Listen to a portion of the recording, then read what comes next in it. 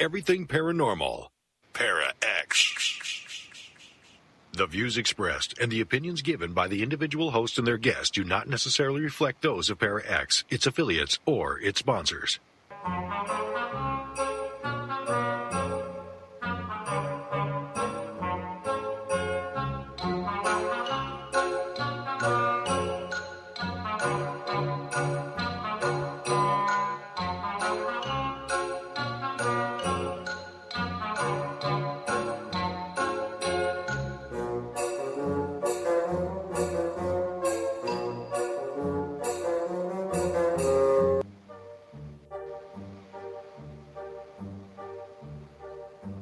Merry meet everyone, and welcome to Stirring the Cauldron's Master Class. I see the professor is walking up to the podium. So, take a seat, get comfortable. The class is ready to begin.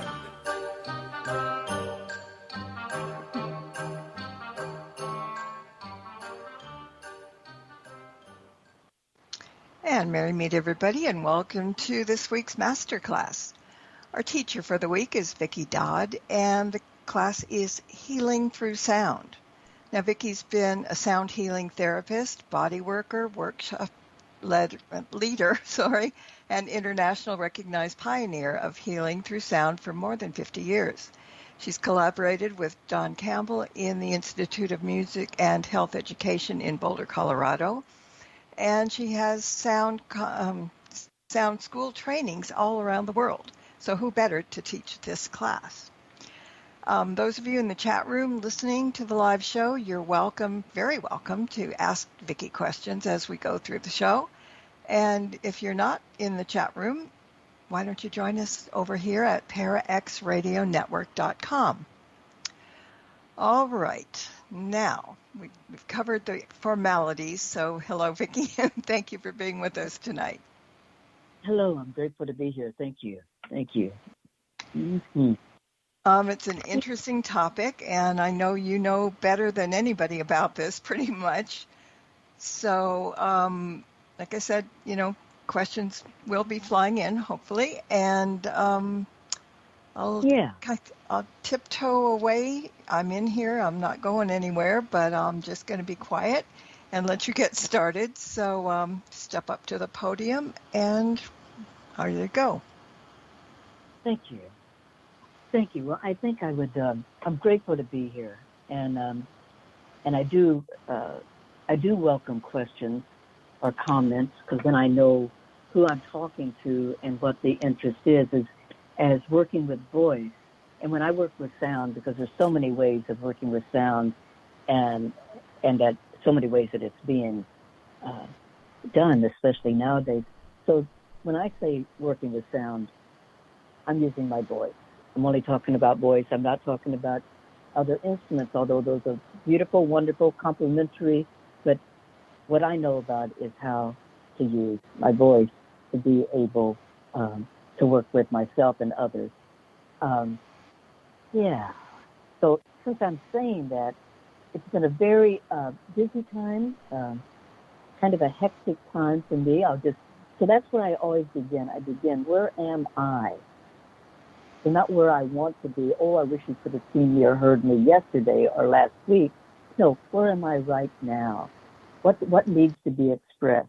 What needs to be released? What needs to be made more audible? What needs to become audible so that it can come up out of my unconscious and into my more conscious place?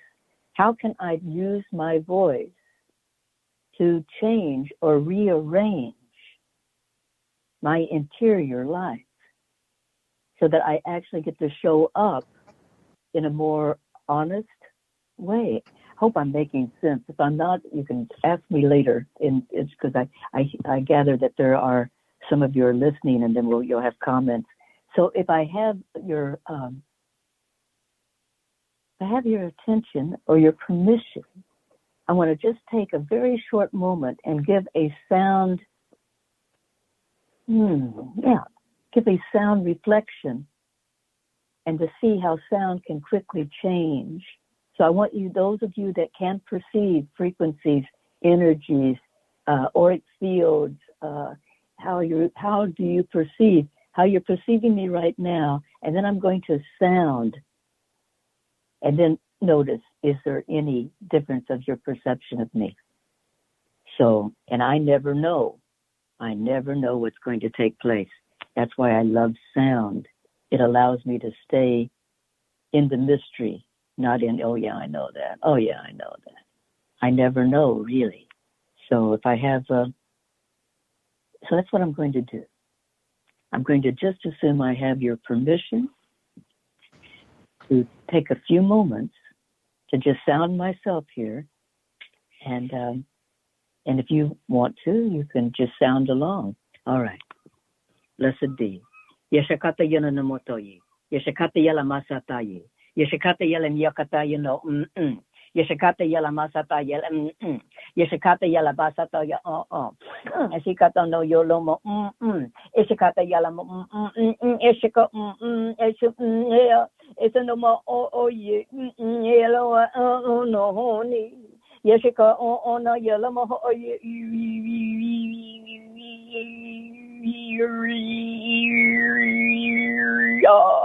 Elamo oh you yelamo oh ya so ayune Ishikata no mo oh hey ashata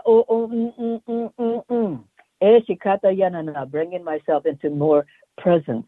I've been camping for the last few days. I've been schlepping. I've been hard work, lovely work, wonderful work, but I tell you, it takes a lot. So let me come back here. Let me be here in this comfortable space to be with you all. Yelamaha aye ekota. Yelama asata ye ekatia. Eshikata yena nieto yo. Eshikata. Oh.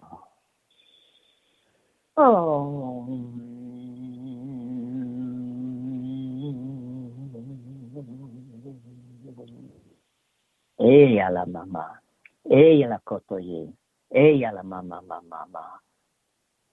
So I always, what I was demonstrating and helping myself with, and maybe some of you, is let me empty.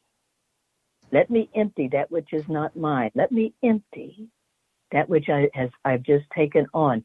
And I trust that there is so much wisdom in this universe that if I let go of what is not needed, if I let it go, it will rearrange itself. It's not like it's bad.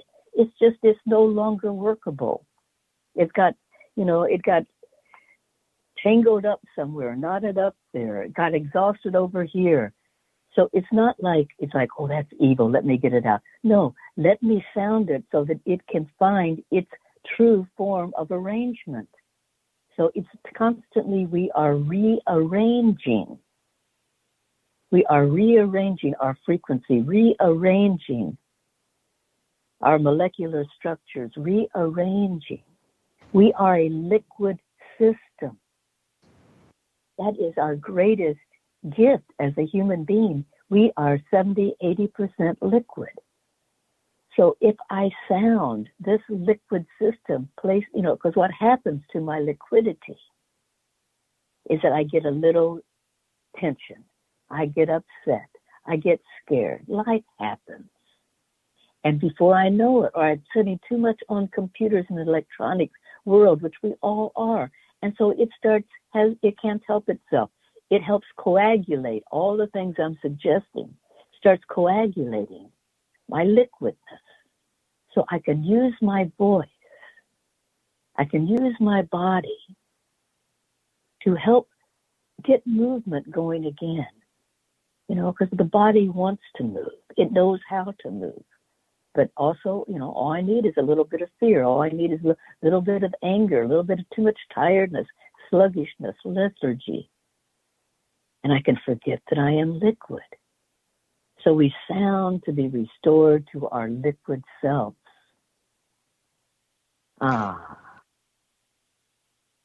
Yeah, so. I'm going to ask you a question. I'll interrupt and ask a question. When you do that, when you start sounding off, is it the same way every day or every time you do it, or is it just the feeling that comes from you at that moment? Yes, I'm trying to be as authentic as possible to where I am now, because our bodies, our beings recognize if we're just trying to show up in a certain way, if we're just trying to pretend something. And basically, we're sounding to get honest. So you really don't know what's coming out then? I really don't know what's coming out. Right. Okay, that's good. Yeah, right. I really don't know what's coming out. And yes, there will be preferences. And yes, I'll possibly nearly always be at the same. I'm not a musician, but on the same pitch, or I'll have my own preferred rhythms. But I don't know what's going to come out, which is what allows me to be more authentic, I think, with the sounding, especially the kind of sounding that I was just doing. Now, if I said, now we're going to do 3 ohms, or we're going to do the vowels, then we've got a different concept. But if I'm wanting to just, that's a great question, by the way. If I'm wanting to just sound what is there at the moment so that I can get present, and that's what I was trying to do. Let me just get here on the phone with who's ever listening. Yeah. And I just find it sounding what's ever there is one of the quickest ways of arriving to being present. Yeah? Is that? Yeah. And maybe when you go through that, you might be surprised what's coming out, because you think one way and it's coming out a different way, so it's kind of awakening you, right? Oh, always. Exactly. Always. Yes, exactly. I don't know what's going to come out.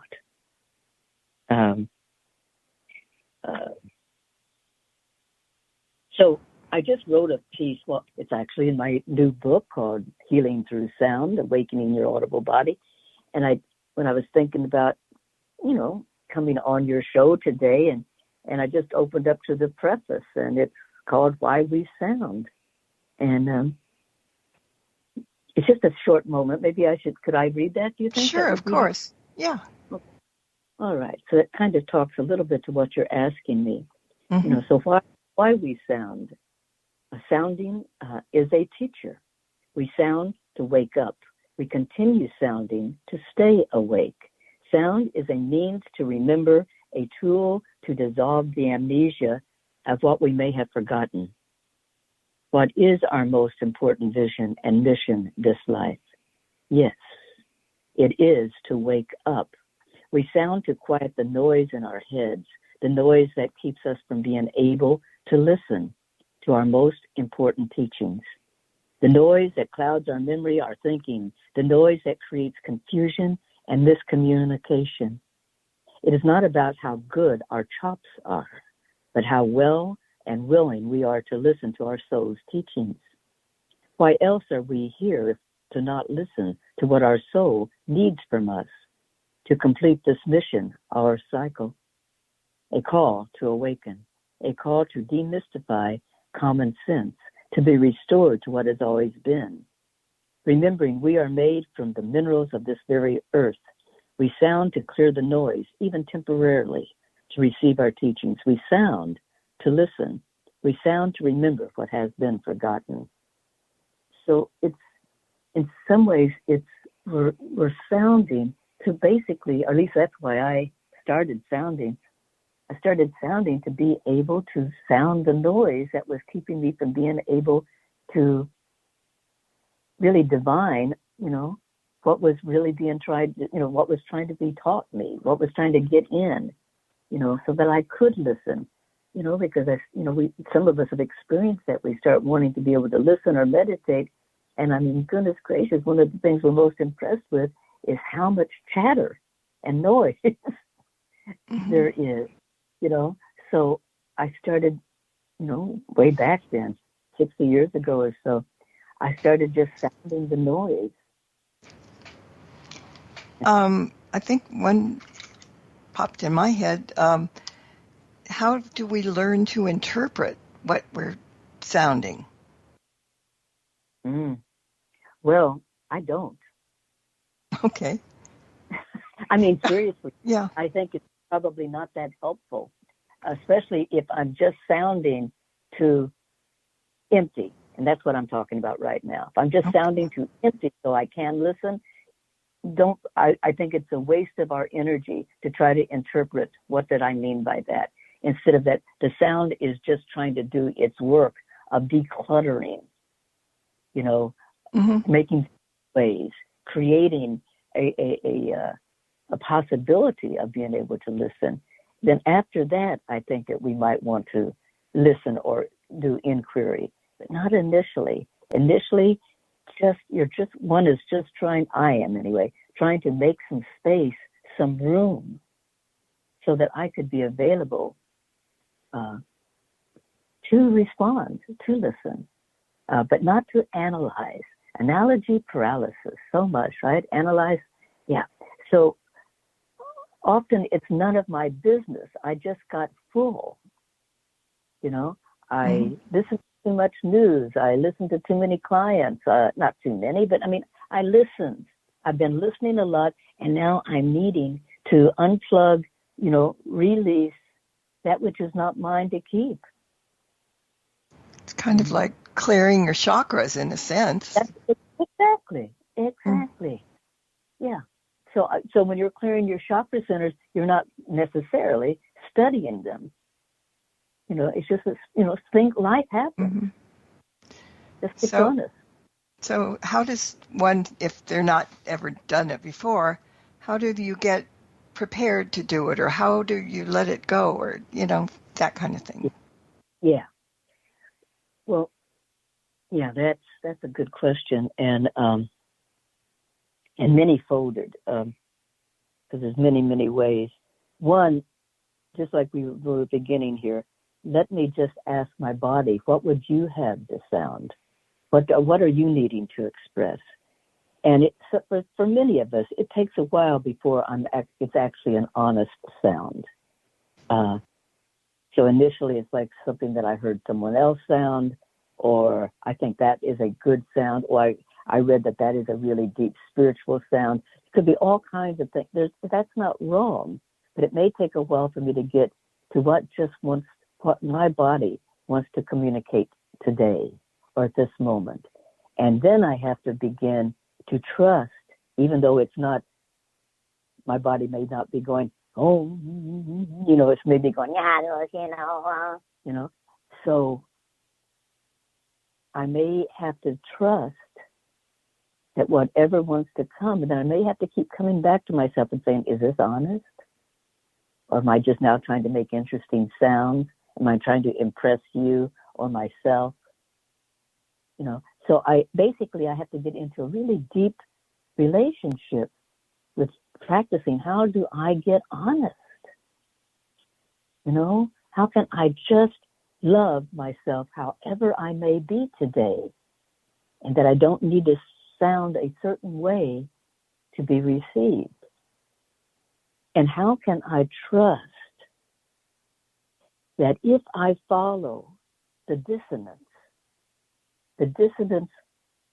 will actually come into an incredibly beautiful harmonic form that I would have never been able to have achieved by just trying to get the harmonic form.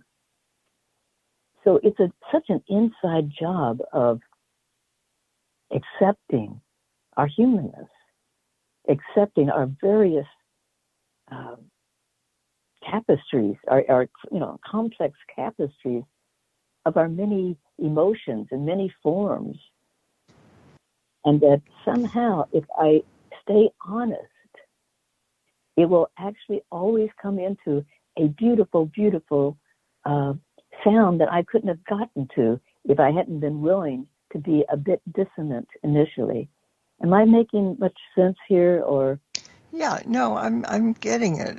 There's just so many questions that keep popping up at me, and I'm hoping the chat room will help too. But when you have a student, or when you're teaching a class, how do you begin with having them? Because sometimes we don't trust ourselves. So if we're gonna like let the sounds come out, it might be scary to some people, or if you know what I'm trying to get there. Totally, totally, and much less now than when I began in the 60s. In the 60s, you could hardly get any of us to open our mouth to make any sound. I mean, it was like it was frozen. So it's so much easier now to do so, but it's still there, absolutely. I think, what do they say, that the worst fear was public speaking years ago? What was our greatest fear? And I think that above public speaking, it'd probably be making sounds. Yes, so we're gentle with ourselves, and I don't necessarily want people to start where I was starting, but basically just to even begin with first soothing our nervous system. And that is the hum. I can't think of any sound that is more helpful, needed, nearly any moment of the day is our humming, our speaking voice humming, not a singing humming. It may go into singing, but that's another thing just to really emphasize here, that when I speak of sound, I am not speaking of singing. I'm not a singer. It's not been my profession. I'm not trained in that. I'm a sounder, so how do I just sound what is here? How can I just hum? So the hum often comes from, when I teach it, I teach it from our speaking voice. Everything I do is from our speaking voice of where I am today. And so I would take, and this is not it's an easy way to teach it. It's not necessarily what one would have to always do, but taking our name, and you'd say, "What's your name?" And I'd say, "Da da da. My name is Vickie." So it would just be like how we introduce ourselves to one another. That speaking voice. And then I would remember that I'm a three-dimensional body. And tell me if I'm not making sense, or if I'm talking to. You're good. All right. And so I remember that I'm a three-dimensional body. And so I'm going to let my sound, it's almost like students used to say, it's like putting our sound into a mixer, into a blender. So in a sense, I'm taking my name and I'm putting it into a blender, I'm mixing it up, and then I'm going to give an experience of that. So my name is Vickie. So Vickie. Vickie, Vickie,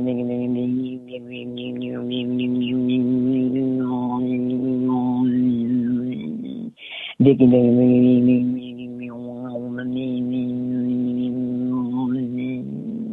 so we let it get real messy in our mouth. I don't go, Vickie, Vickie, Vickie, Vickie, Vickie, Vickie. It is not going to get there, right? So I have to help it along. And I do remember that I'm a three-dimensional body. And as soon as I put it into my mouth, I'm in this 3D world, and it spirals and curves, and I'm a asymmetrical body, so it's all these spirals and curves. And so I'm letting my sound, and I'm liquid, 70-80% liquid. So all these different pieces I'm bringing together to create a hum or a tone.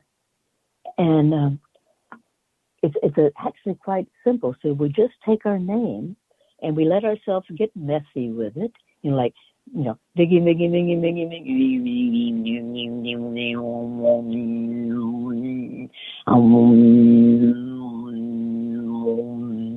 So it is just a pathway into being able to get into our body. It's not any special, nothing special about our name. We could use anything, but it's just a way of getting in to a tone of that day, the speaking tone of that day. And if any of you there listening want to just try it for a moment, just taking your name and letting it just start curving and being messy, like putting it into a blender. I was going to mention that because we're going to have to take a break, and somebody else said, the question was, these sounds that are coming out of us, do we control them, or they just come out of you? So let's take a break. When we come back, maybe we can have you kind of guide them into doing them themselves and see what happens. Okay, great. Thank you. All right, we'll be back in 2 minutes, and there we go. Don't go away. There's more Stirring the Cauldron with Marla Brooks right after these important messages.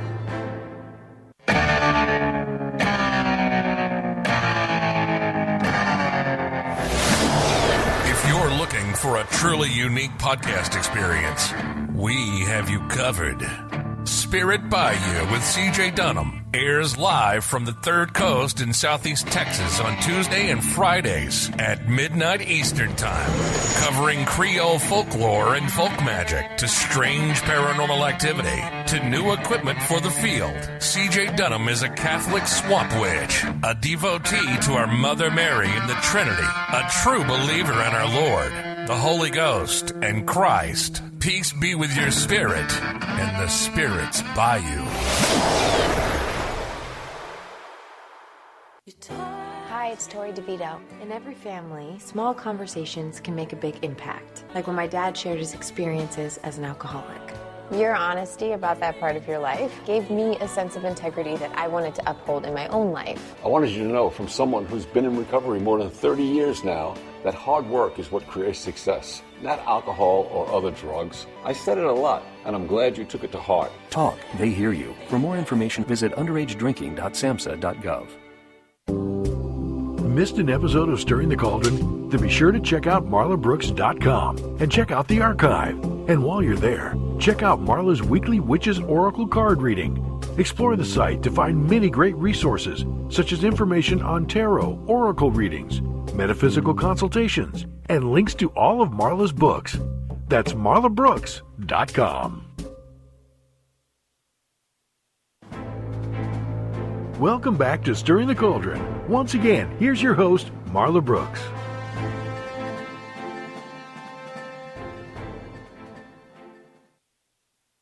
And our teacher for tonight is Vickie Dodd, and we're talking about healing through sound. And we were talking about maybe having everybody try in their home. Maybe if they have other people around there, they might want to explain what's happening or something. You never know. But I'll give it to you, Vickie. Tell everybody how to get started and just kind of talk them through it. Sure. Thank you, Marla. I think probably, no, I don't think. My experience is that being able to find our humming voice, is probably essential for all other using of sound to take place. And so I'd like to maybe just, I'm sorry, there's a helicopter flying over. I can't quiet her down here. It's a Coast Guard helicopter. So basically, as we started talking before, that we're using our speaking voice, not a singing voice.